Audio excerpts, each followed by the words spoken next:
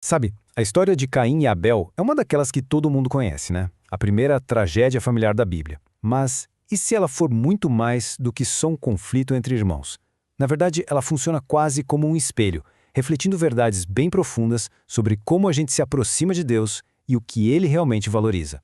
Então vamos mergulhar um pouco para entender o que está por trás dessa narrativa. O cenário é bem simples, né? Temos dois irmãos, Caim e Abel. Cada um deles decide trazer uma oferta a Deus. Só que a resposta de Deus para cada um é totalmente diferente. Uma oferta é aceita, a outra é rejeitada. Simples assim. E é aqui que a coisa fica interessante. Essa é a grande pergunta que essa história nos deixa. Porque veja bem, não era sobre a oferta em si, tipo um fruto da terra contra um animal do rebanho. Não, a diferença estava em algo bem mais fundo, lá no coração por trás do ato de adorar. Ok, então vamos olhar primeiro para o caminho de Caim. A gente pode resumir a abordagem dele como a religião do esforço próprio, aquela tentativa de agradar a Deus por mérito, sabe, pelo que se faz. A mentalidade de Caim fica muito clara aqui. Olha só, a base da oferta dele eram suas próprias obras. A atitude era de orgulho. É quase como se ele dissesse: Deus, olha só o que eu consegui produzir com meu suor. Isso aqui tem que ser bom o suficiente, né?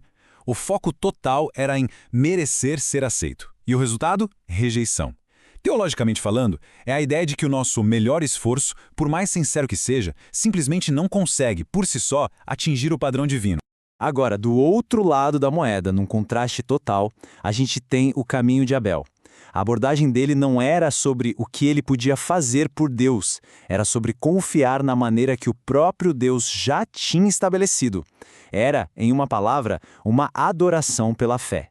E olha, é muito importante a gente entender o que fé quer dizer nesse contexto, tá? Não é um sentimento vago, tipo, eu acredito. A fé aqui é uma confiança muito específica no método que Deus providenciou para a reconciliação. É basicamente reconhecer com humildade que a gente precisa de um substituto, de algo fora de nós mesmos para que essa aproximação com Deus seja possível. E o texto de Hebreus, séculos depois, deixa isso preto no branco. A razão pela qual a oferta de Abel foi considerada superior não tinha a ver com o que ele ofertou, mas com o como ele ofertou. Foi pela fé. E foi por causa dessa fé que ele foi considerado justo. A chave estava toda aí.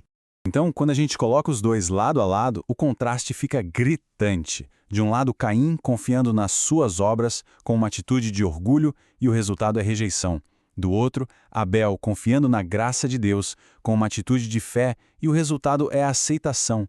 É a diferença brutal entre dizer veja o que eu fiz e eu recebo o que Deus fez. E essa confinação toda do Abel se apoia num conceito fundamental: a graça. O que é a graça? É o favor de Deus que a gente não merece. É um presente. E um presente não se conquista com esforço, né? A gente apenas recebe, pela fé. É o reconhecimento de que o nosso esforço não dá conta do recado. E por isso a graça se torna a ponte que o próprio Deus constrói. Mas a história não para por aí, de jeito nenhum. A narrativa de Caim e Abel é, na verdade, uma sombra, sabe? Um tipo de trailer de uma realidade muito, muito maior. E é aqui que a história se conecta com o coração da mensagem da Bíblia.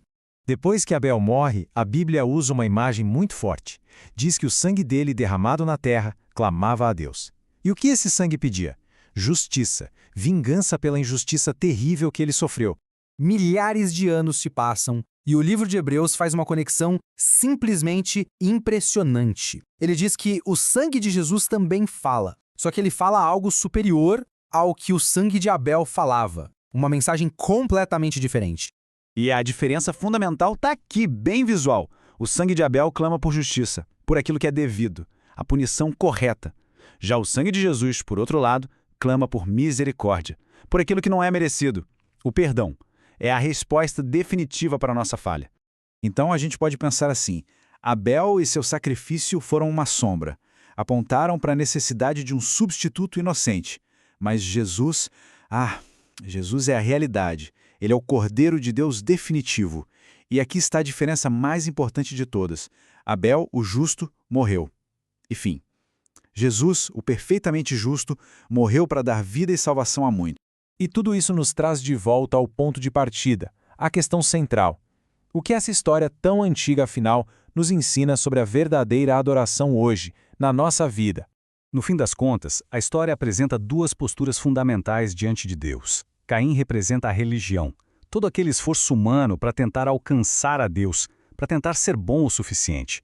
Abel, por outro lado, representa a fé verdadeira, uma adoração que não é uma tentativa, mas uma resposta de um coração que sabe que já foi aceito pela graça. E essa é a pergunta que ecoa através dos séculos e chega até nós hoje. A vida espiritual, a adoração, é uma tentativa ansiosa de ganhar a aprovação de Deus? Ou é uma resposta, uma celebração alegre e grata por uma aceitação que já foi conquistada e oferecida em Cristo? A história de Caim e Abel nos convida hoje a refletir sobre qual desses dois caminhos estamos seguindo.